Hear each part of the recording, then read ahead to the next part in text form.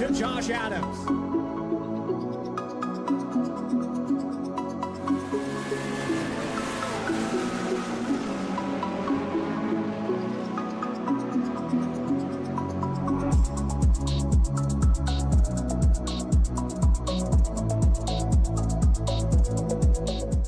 Racing isn't easy, but experiencing it is. iRacing puts you in the driver's seat with the industry's leading sim racing game. Drive on laser scan replicas of the greatest racing circuits from around the world. Go head-to-head against other drivers chosen by skill-based matchmaking to ensure competitive racing at every level. Compete across all your favorite series. In officially licensed cars, engineered to deliver the most accurate driving experience possible.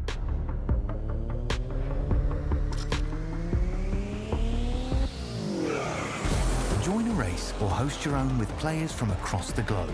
Race against the computer or in a league with friends. Feel the thrill behind the wheel. Visit iRacing.com.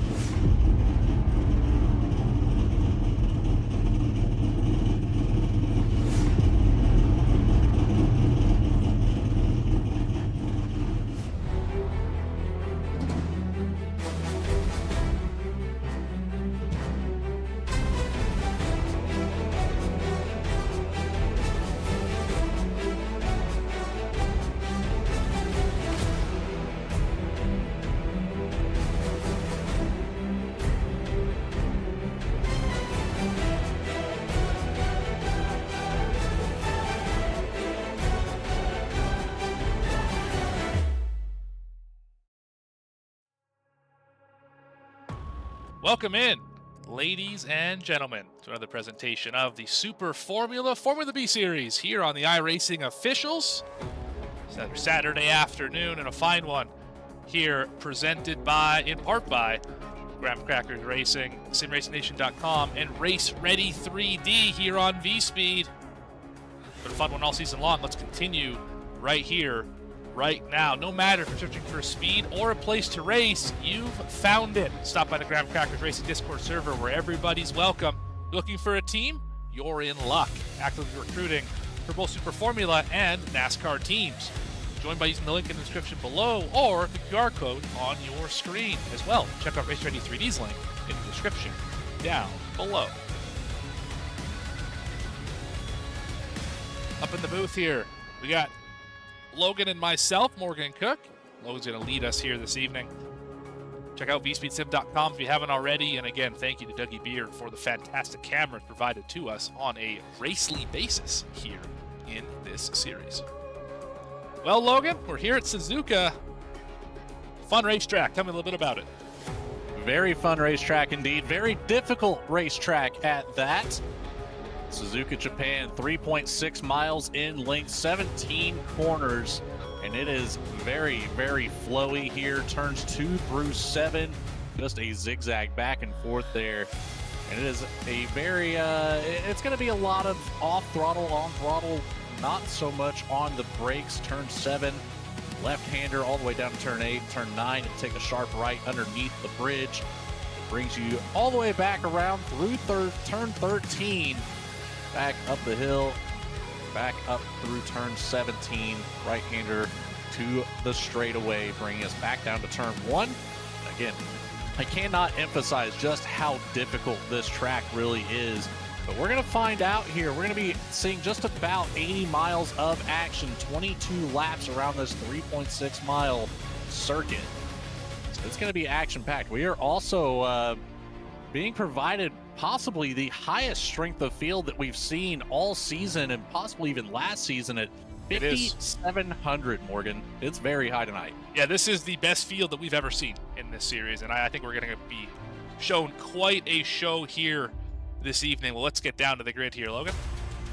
We'll take it away, taking the pole position on the night. It's the number 4 of Andreas Henkel next to the 5 of Jansu Foster. In row number 2, it's going to be Chris Rosenkrantz next to the legendary Timothy Freeze Larson in the number 1 machine starting P4. In P5, JT Smeaton starting out with a 3 machine next to the 6 of Marcos Alerson in P6. P7, Valerio Tavares in the 9 next to the 16 of Andrew Petty. We haven't seen Petty on the track in a while. And last but not least, in the top 10 is the Dan Yang number 11 next to the 15 of Ludwig Ranson. Starting 11th here, Victor Odd in the 17, Rob Mandemaker alongside in the 12th spot. 13th, Minadi Amel, slowly climbing up the point standings. Polly Partinen will start in 14th. 15th to be Jack Spickett. In the 13 machine, Lucas Hand in 16th in the 10. In our 19-car field, Felipe Sarkis in the 14 start 17th. Miguel Machado in 18th. And the final driver on the grid will be Simon Scholes, who did not get a qualifying effort in. Will start shotgun on the field. Scholes didn't end up having an accident during the qualifying session, eliminating his possibility of putting down a qualifying lap, coming in as the 18th car out of the 19-car field. So your race analysis on the screen. Again, 22 laps, pit road speed limiter enabled. Wet tires are optional. However, as you can see, as we are waiting for the grid to completely line up here, it is blue skies, clear and good to go. As well as the lights are good to go, and we are set, ready, and away we are at Suzuka for the Formula. Oh my goodness, a lot of commotion in the background there caught my attention. When it gets through turn 1 into the S's, fun part of this racetrack. That turn 2 through 7 section. You won't see a whole lot of braking happening, but it's a lot of on throttle, off throttle, trying to keep the rear end underneath the car as best as possible. Side by side for last place between Lucas Hand and Victor Odd. Victor Odd actually further back, serving a black flag from that restart. Maybe a little bit of motion before the green lights went out. He started from the pits. I think he sped on pit out, actually, for the 17. Single file so far. Oh, there's. It was so far so good. Oh, goodness. That is a massive hit. 3 cars collected in this one. Looks like Simon Scholes, Polly Partinen, Miguel Machado. Miguel Machado. Yeah, we'll go back and look at that one in a minute. We kind of saw it live there, but we'll recap that once we finish lap number 1. Everyone single file now to the back part of this racetrack. Andreas Henkel, not a name I've been familiar with this season, showing up as the number 4 car out of this 5,700 iRating field. So coming in here, getting the pole, getting a half-second lead before lap 1 is completed. Coming back down the front stretch now. First lap is in the book here in Japan. Absolutely. Everyone's about single filed out here. Looks like we got off track a little bit. Clipping the grass, just trying to find that speed. We're going to go back and see what happened here to Miguel Machado and the rest of that group.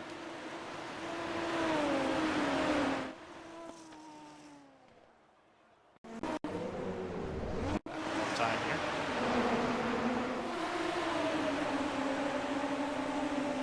So it's into the hairpin, which we're coming up to.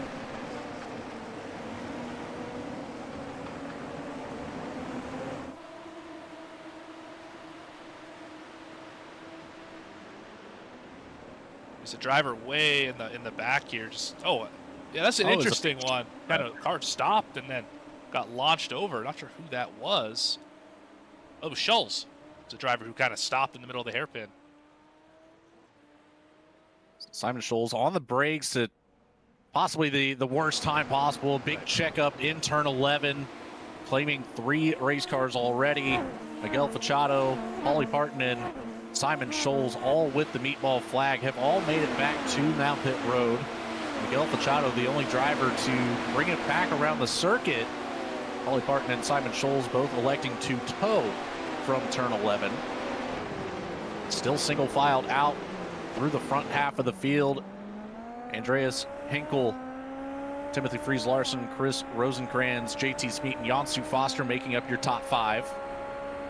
As we are on board with our 5th place driver, Jansu Foster, 183 miles an hour now as we come down into turn 1. A slight lift after you make that corner apex. Set yourself up and come out with some speed through turn 2 and try to carry as much of it as possible through this section. It's so inviting, this section, to drive it in as deep as you can, just because it feels like you're going to make the exit easily, but rarely do you, considering how it tightens up after every one of these S's.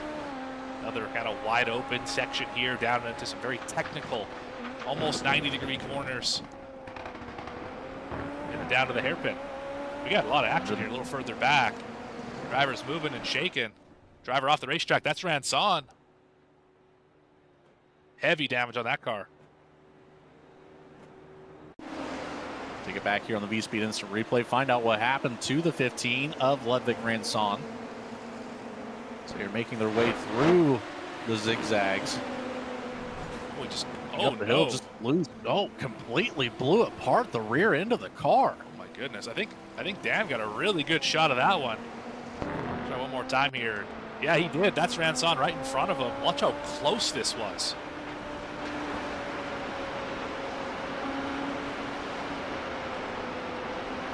Turn 5, turn 6. He was a little loose on the exit of turn 5. A little offline. Turn 7, back to the left, just loose. Barely did catch it a little bit. The bails. Caught a little bit of the front wing of Gang as well, but able to not have any damage out of that. As Larson's up to 2nd. We saw JT Smeaton fall back to 5th during that replay as well. Jansu Foster working way up through the field. Started in P2. Has fallen back a couple positions here on the initial couple laps. Working now back up through the field. We know that 5 of Jansu Foster typically has the long run capability set up for this car. Keep an eye on that 5, working back up into the top 3 when the opportunity arises. Marcos Alerson, Andrew Petty, Valerio Tavares, Dan Yang, Nadia Mel making up the back half of the top 10 with a decent amount of room, about 0.5 of a second between most of this field, if not more. Yeah, really, nobody separated themselves in the top 13. Everyone within 2 seconds of each other. Haven't seen that really all season long. It's been a great camera angle here off of the nose. The 8, Rob Mandemaker, running in P11 right now. There's a great view of the cars just ahead of him. You can see it gives a perfect vantage point of just how close this field is in the early runnings of this race. Obviously, we have a very long circuit, 3.6 miles around, only 5 laps now. So we are working on lap number 5, rather. Timothy Freeze Larson up to P2. Chris Rosenkrantz holding down that 3rd spot. About 0.4 of a second behind Larson. So there's another driver that could very easily compete with the battle that we typically see week to week between Larson and Jansu Foster. Absolutely, and we'll talk about that battle week to week. Here's a look at those broadcasted points. Foster and Larson leading the way. 16 points separate the 2 of them. Been a great season for both those drivers, as the top 3 separate themselves by almost 100 points. Back to the 4th spot of Dan Jang. Of course, Jansu Foster with 3 wins on the season. Larson with 4. JT Smeaton picking 1 up. Bradley Leonard's swooping in and taking home a victory on the season as well. I think he was 1 and done, actually. I think he only ran the 1 race. That was it. We have not seen Bradley Leonard's back on the track since then, but will forever go down as a winning driver in the SF23 Super Formula B Series. That's something to be proud of. This field is so tough week after week. I don't think we've seen a strength of field less than 4,000 at all since we've started broadcasting this. And of course, tonight being up there nearing that 6K iRating range. That is impressive to see it grow week after week and getting more and more tough as we go on. It really is. I mean, I thought we had already found some of the best drivers in iRacing, but they continue to come out of the woodwork to be a part of this series, and just really glad to be able to be part of it every single week to bring you this fantastic racing action like we're seeing on our screen for P3, 3, 4, 5, all chasing each other down, really flexing Super Formula cars and their ability to run behind other cars without losing all the downforce. We've got the blue number 1 of Timothy Freeze Larson leading this 3-car pack. The white and orange number 7 of Chris Rosenkrantz. It looks to be maybe a purple or blue. I can't recall what color. The 5 of Jansu Foster doesn't help being slightly colorblind. Hey, I was right. Purple, yellow, and some black in there as well. Black, yes.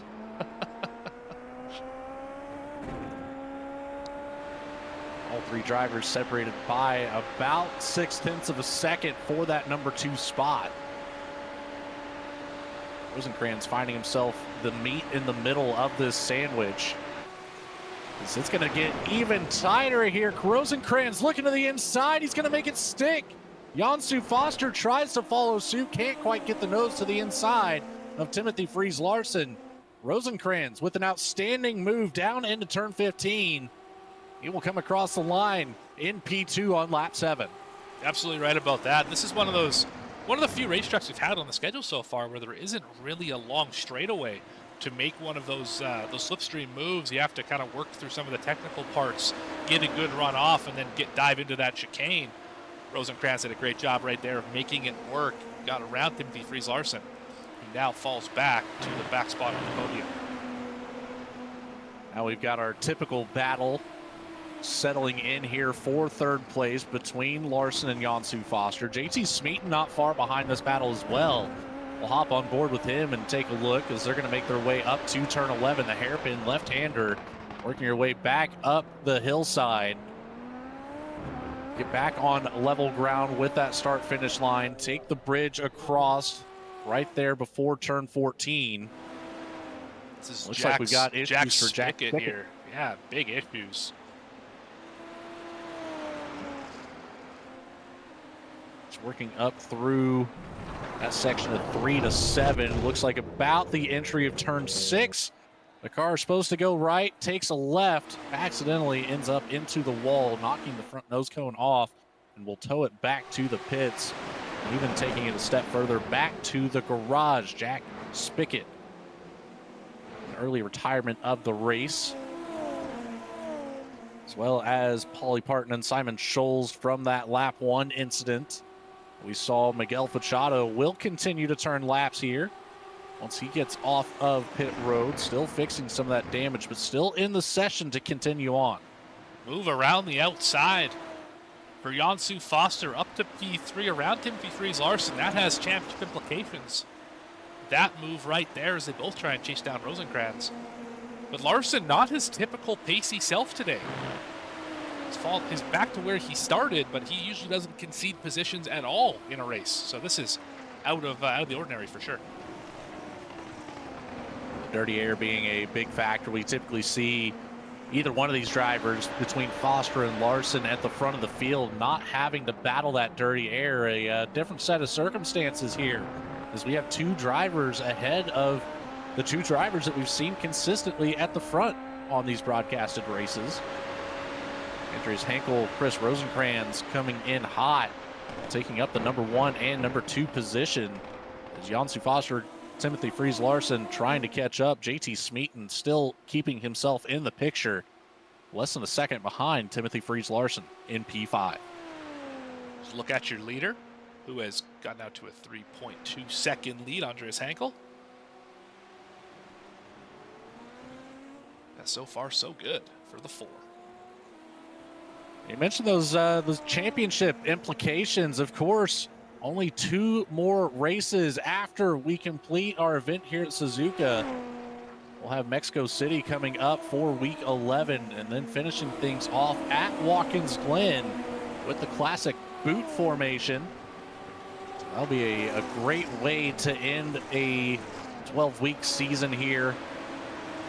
Two fantastic racetracks. Very excited to see how this all plays out, especially with the points battle being so tight between Foster and Larson for that championship of the broadcasted races, Morgan.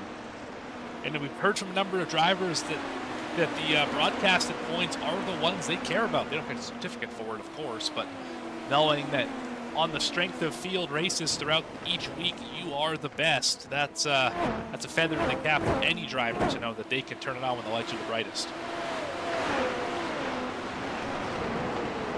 Dan Yang currently running in the 9th position, trying to make way around the 9 of Valerio Tavares, holding on to P8, about 0.4 of a second separating these two drivers.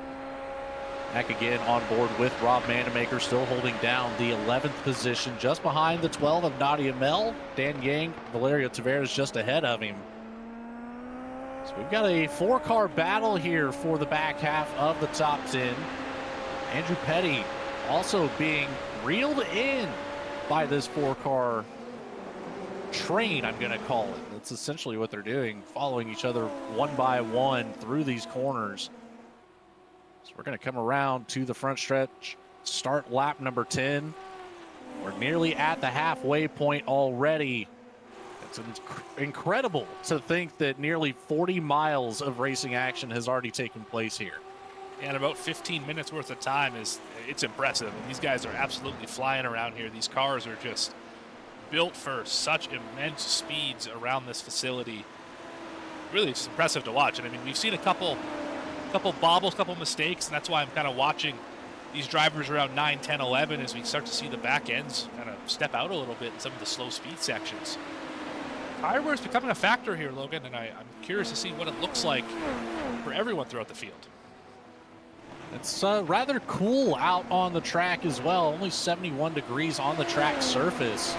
66 degrees ambient air temperature. Of course, measured in Fahrenheit here on the VSPEED channel.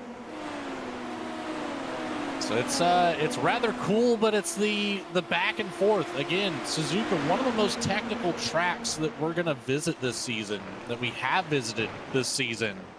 So, of course, a little tougher on the tires.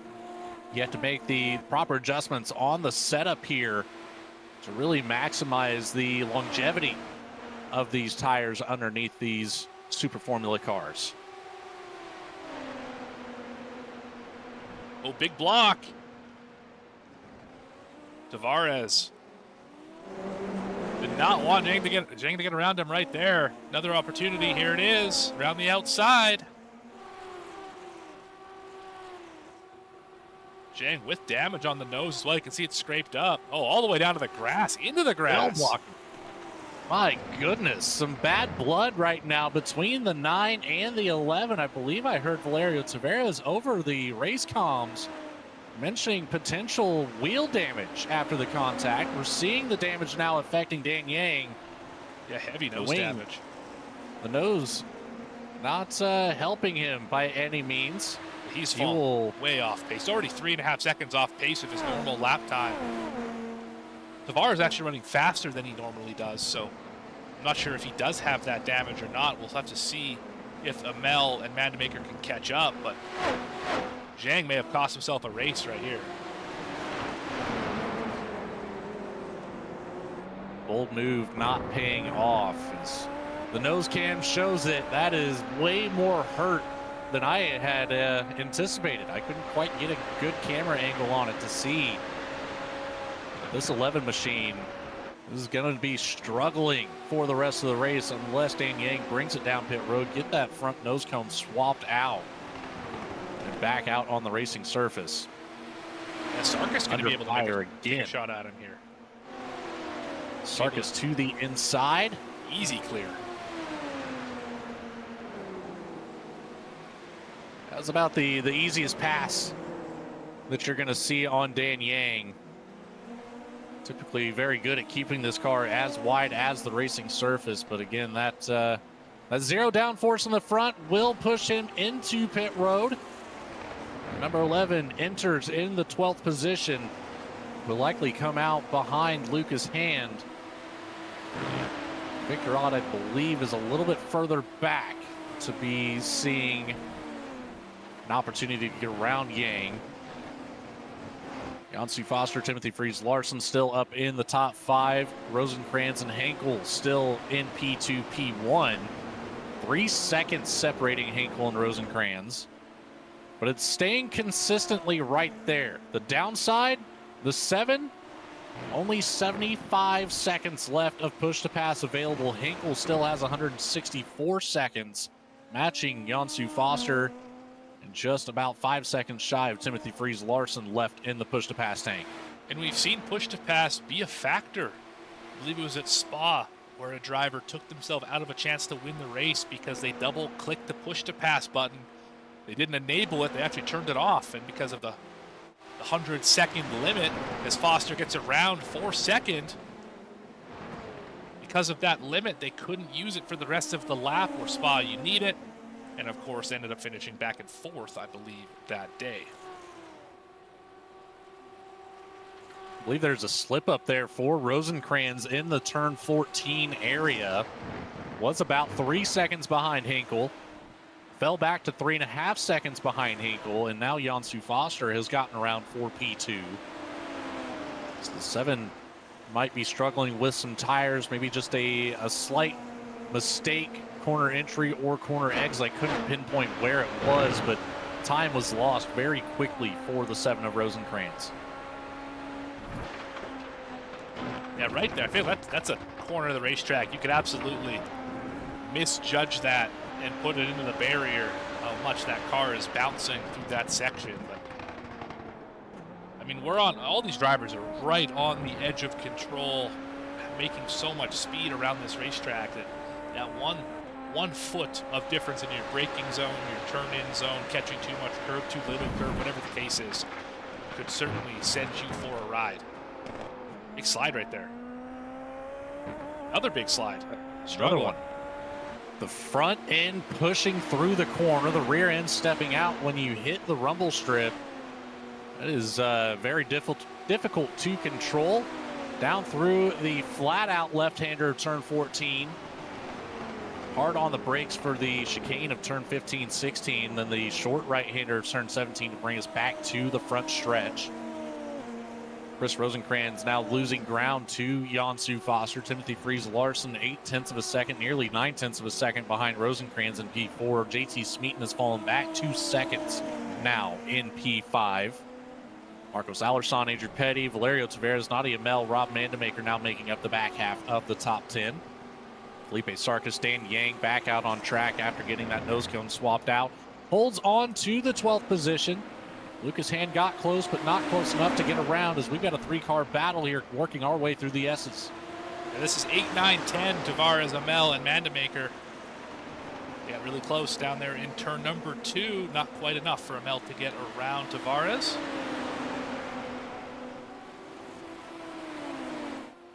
Slight lift necessary when you're working your way through the section, coming through turns 3 and 7.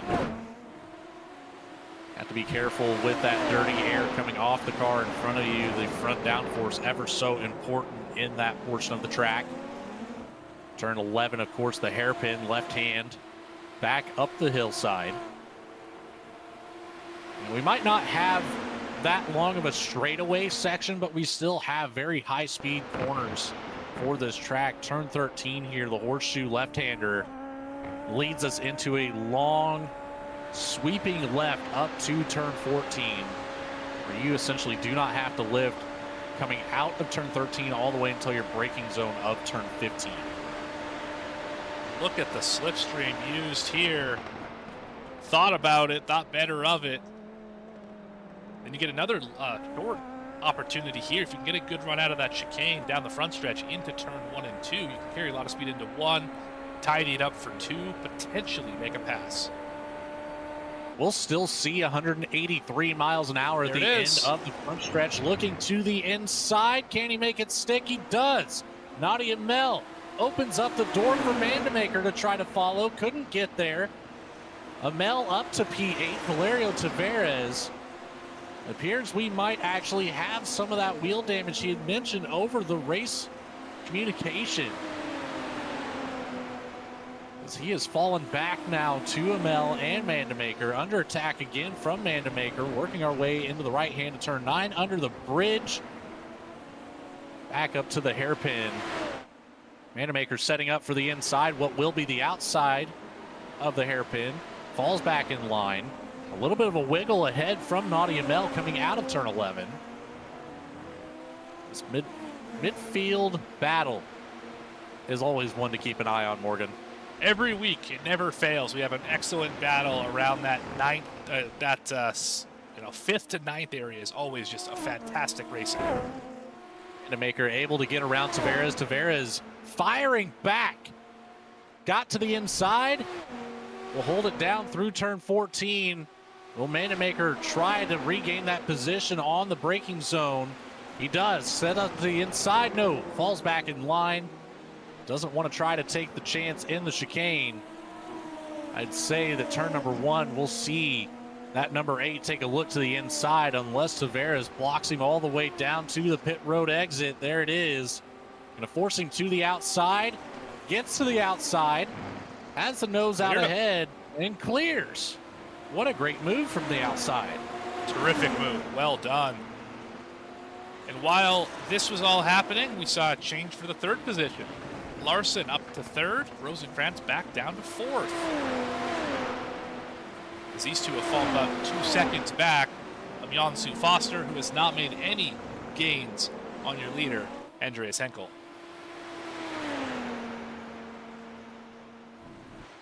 The pass for Larson on Rosenkrantz came out of turn 14, not into the braking zone. It looked like Rosenkrantz might have had an issue on the turn 14 exit.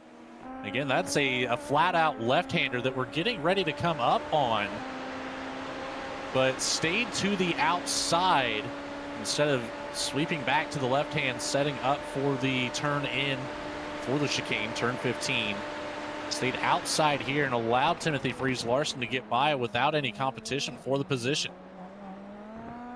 Yeah, I mean, sometimes when you know the guy behind you is faster, it's wise to let them by so you can follow them and see what they're doing differently. Now, open setups make it a little bit more difficult sometimes, but it's proven to be effective for me, at least on oval races, to let somebody by you and just kind of see where they're lifting, what they're doing differently than you, because they're clearly faster for some reason. Learn, adapt, and then go get them later in the race. It's not a bad call by any means when you see the number 1 car in such a high strength of field trying to get around you. I'm with you wholeheartedly on that. Just fall in line and try to learn a thing or two from a driver who's got a little bit better of an I rating than what you might have. Pick up some tips and tricks while you're on the track in the middle of the competition. Andreas Henkel, however, has worked up to a 4-second lead over Kevin Jansu Foster for P2. The driver who came into this one prepared and ready to take home a win. A lot like Bradley Lienard's potentially going to show up here and just first race out, put it to him. That's it's interesting to see that, again, like I said earlier, there's still drivers out there who can come out here, put it to Jansu Foster, Timothy Freeze Larson, JT Smeaton, and the rest of this field. Never heard of Andreas Henkel in this series before. It's interesting that drivers can just kind of come out of the woodwork and put together a race like this, and we'll see what happens afterwards.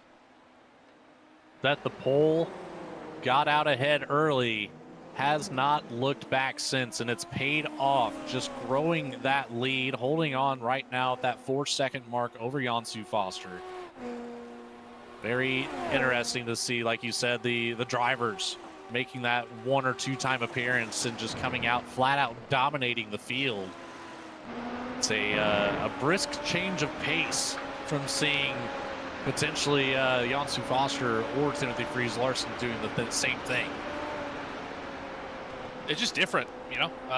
We've seen it all year long. Those two, and even Smeaton as well. Those 3 have finished on podium the vast majority of the time, and it's interesting to see one of them likely not going to finish in that top spot this week.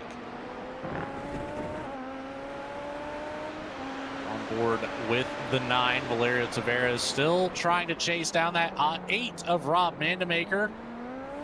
The battle in the back half of the top 10 for the 9th position. Closest one on the field right now, Chris Rosenkrantz, 6.5 tenths away from Timothy Freeze Larson, back for a podium spot. The rest of the field separated by, looks like 2 seconds or more even. And obviously Henkel's going to get the headlines for being, pole winner and the leader and all that. But I mean, Chris Rosenkrantz, also another driver who we haven't seen yet in this series. Qualified 3rd, is running in 4th, right behind the driver who's dominated the year. So, I mean, no slouch in the 7 either. We've seen a few drivers here today that we don't normally see around here. Jack Spickett, of course, had his issue earlier. Paulie Partonen had an issue earlier in the race as well. But a good number of drivers who we don't normally see in this series.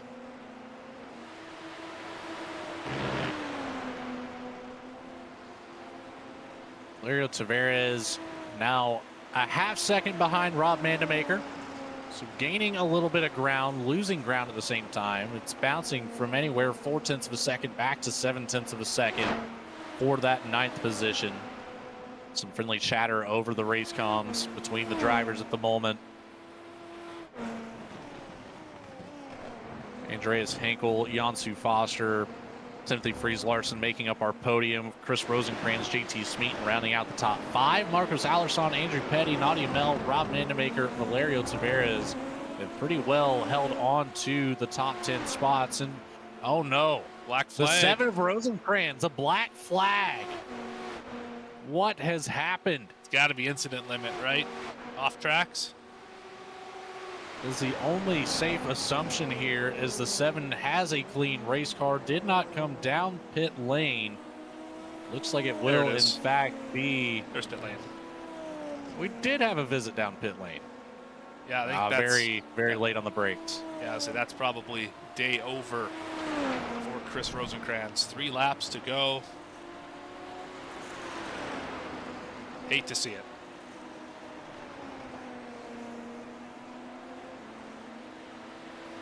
Unfortunate outcome for a driver that was battling up in the top 3 spots.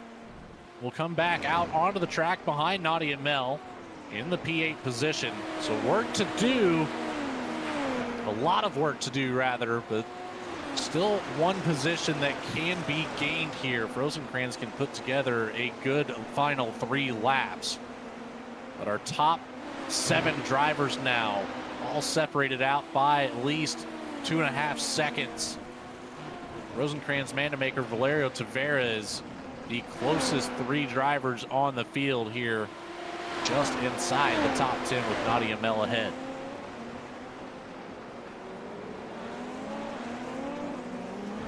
I haven't seen as much attrition in this race as we have in the last few weeks, Logan. I mean, we had 19 to start, only 14 remain. Pretty good, only having 5 drivers not be able to finish this one here today. So hats off to all the drivers keeping it on the racetrack here in Suzuka. Got spread out early and allowed a nice clean run. Of course, our lap 1 incident claiming 3 drivers. Fachado did not ever make it back out onto the track. Paulie Partonen, Simon Scholes all wrapped up there in that turn 11 incident on lap 1. Jack Spickett, like the Grandson incidents of their own, taking out the 13 and the 15 machine. 2 to go here at Suzuka, Japan. Andreas Henkel still 4 seconds ahead of Jansu Foster, 4 seconds ahead of Timothy Freeze Larson, 3 seconds ahead of JT Smeaton. Looking like it should finish how it's currently running. Besides this battle with Nadia Mel, Chris Rosenkrantz, Rob Mandemaker, Valerio Tavares, the 7th through 10th position yet to be defined. And that's a very hard bump in turn 8 there, setting up for that hard 90-degree right-hander over the bridge in turn 9. You mentioned it earlier as we were on board with a couple drivers through that section, Morgan. It can very easily unsettle the car and send that back in, spinning through that short straight between turn 8 and 9. A lot of sand on the outside of that corner. Yeah, it's one of those places on this racetrack that just kind of puts me in awe how drivers can routinely hit it perfectly as they go through the spoon here. They can routinely hit it perfectly and never have a wheel out of place. It's white flag time. Consistency in these open-wheeled cars yield victories. And consistency has been proven tonight. The 4 of Andreas Hinkle. One more time around Suzuka. Going to take it up the hill through turn 7. Left hand coming up. Long sweeping left hand. To that hard bump in turn 8. The right hand to turn 9. The bridge. Up to the hairpin. A half lap to go for race win and appearance number 1 of the broadcasted Super Formula Series here. What a show by Andreas Hinkle. Never really was in way doubt. Up to turn 13. And now through the Not at all. spoon, down to the fast part of the racetrack. I mean, won the pole, got out to the whole shot, if you will, and never looked back. Rosencrantz does get around Rob Mandemaker, Nadia Mel, Valerio Tavares. But down into turn 15 for the last time tonight, the last and final chicane.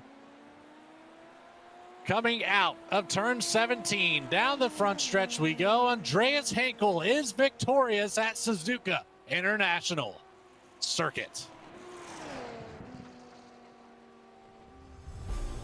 What a race. 22 laps led. Like you said, from the pole, never looked back. And the number 4 in the first appearance is victorious. That is not an easy feat to accomplish if you are here every single week of the season. Jansu Foster drives by, pays his respects to a well-earned win by Hinkle. 2 drivers left to finish, Dan Zhang, Lucas Hand.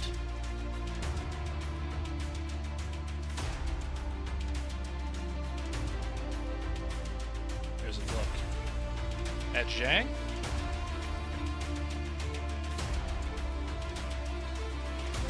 And just now coming to the chicane area.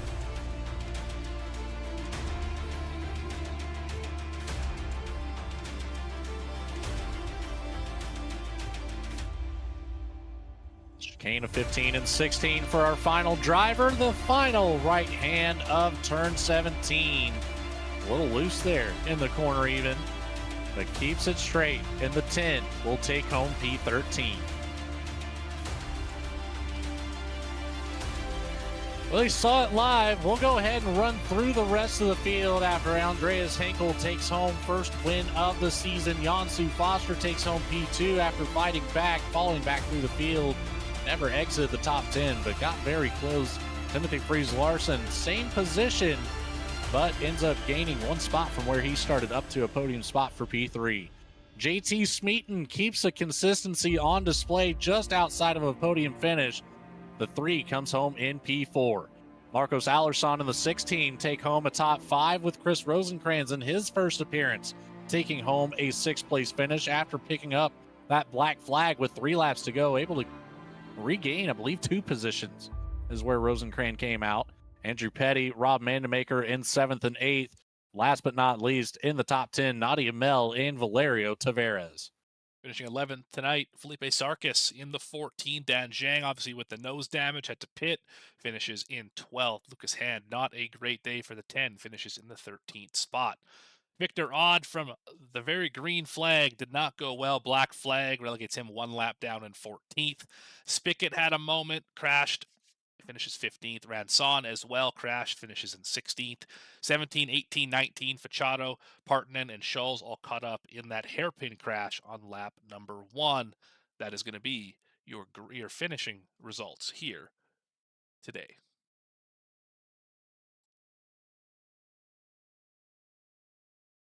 Well, Logan, catch up with some drivers. I like that idea. We don't have Andreas Hinkle in the waiting room just yet, but we do have our second and third place driver. We'll start with our second place finisher, and that's going to be Kevin Yansu Foster joining us here in the broadcast booth. Kevin, do you have a copy? You've got Logan and Morgan up here in the booth. Yeah, I copy. Well, another outstanding race for you, not yielding another race win, but a podium finish nonetheless. You fell back to about the, I want to say, seventh or eighth position early on in the race and able to battle your way back through a couple drivers to find yourself in P2. What happened to the 5 team early on in this event here at Suzuka? I just botched the start. I can't believe myself. Still kicking about it. I think the initial clutch bite was pretty good, but then I got greedy. I saw that I was just the initial launch was a little bit better than Andreas in P1 and wanted to continue feeding the clutch out, but then just broke traction and went to full wheel spin. And yeah, was just praying that no car hit me from behind and managed to get away from that precarious situation without any damage. Uh, And then it was just a matter of, well, we kind of lost the opportunity to fight for the win, but at least I want to see how far back I can recover and put my head down, just started to drive really clean, and then managed to work the positions back up to P2. Yeah, absolutely. Put on a great drive throughout the field, and when you regained up to second there with a good number of laps left in the race, what were your thoughts? Did you ever think I could go up there and get him at that 3.2 second gap, go get that win, or am I just protecting second now from Timothy and from Chris at that point? Yeah, when I checked the delta, it was like 3.4, 3.5 seconds, and I saw 10 laps to go. So the easy math is, oh, you just got to drive 3/10 quicker. But to do that on Andreas, he's a real star driver. That's difficult. And so it was just a matter of, well, I'll continue to push flat out and see what that delta does. And yeah, it was kind of hovered around the same place, and if not, he started to put a few tenths on me. So I just continued to hit my marks and then brought the car home. Well, you brought it home, P2. Kevin Yansu Foster, congratulations on your second place finish at Suzuka, setting yourself up well for the last 2 races in the broadcasted point standings, as we're going to take it to Mexico City and Watkins Glen to finish the season off. But for now, who do you have to say thanks to for your success here at Suzuka Circuit? I know that you've always got a fan in the chat. Yeah, gotta thank friends, family, my girlfriend, my dad, my mom, my sister. They're always watching and supporting me in this virtual space. Gotta thank Tomas, as always, for the fast setups. If you want to check out his setups, go to Tomas Setups on Patreon. And SRN, everybody at SRN, the lovely people there, Alan, Daniel, they're always helping me try to find the best in myself when it comes to the sim racing space. And of course, thank you guys, as always, for putting the broadcast on every weekend. It is a pleasure and happy to be a part of it. It's always fun to watch these races. Again, Kevin, congratulations on P2 here. We'll see you next week in Mexico City. Yep, take care, guys. That'll be it for our second place finisher. We've got Timothy Freeze Larson ready to go for his P3 interview. We'll get him up here in the booth. And I believe, Morgan, you've got Timothy Freeze Larson on standby. Timothy, Morgan, and Logan up in the booth. You got a copy. Copy. I can hear you guys loud and clear. All right. Well, not the typical Timothy Freeze Larson experience here in Suzuka. You qualified in fourth, which I think is actually probably your worst qualifying effort of the season, which is still impressive in its own right. Fell back a little bit early to start there. You got up to second, but then you got passed by a few drivers. I mean, was there something about this racetrack today, maybe your setup, that just didn't quite agree with you as much as everyone else's? Yeah, you said it. It was the setup, at least in my case, because there just wasn't any single time, any single bit of time left in the setup I created. So yeah, I was kind of struggling to keep up with everyone, and once people got past, then I would either just have to sit back, which I did, or burn so much push to pass to try and get ahead of them, and then just see them fly past later on. So yeah, I think it was mostly just the setup, which wasn't quite up to scratch, and I've got a lot to learn in that matter. And also, I've just been. It sounds like a huge racing driver excuse, but I've just been struggling with this exact wind we had here, with the direction being northeast instead of northwest. So a bit of an excuse, but yeah, it just changed things up for me. Well, speaking of changing things up, it's a very close battle in the points division here for the broadcasted races. You come in 16 points behind Kevin Foster, but you've got an opportunity with Mexico City and Watkins Glen coming up to shorten that, maybe even overtake Jansu Foster for that points championship here in the broadcasted races. Now, what are we expecting, or how's the confidence level going to these two tracks coming up? It's just gonna have to be extracting every single bit of time there is in the car, and obviously learning whatever I can from watching other people drive and comparing setups and such. And in terms of the points, I think we agreed to have 4 drop weeks, which should help me a lot because I had 4 races which gave me minimal points. So that should be some automatic gain unless these next 2 races are horrendous. And yeah, just learning from this entire season.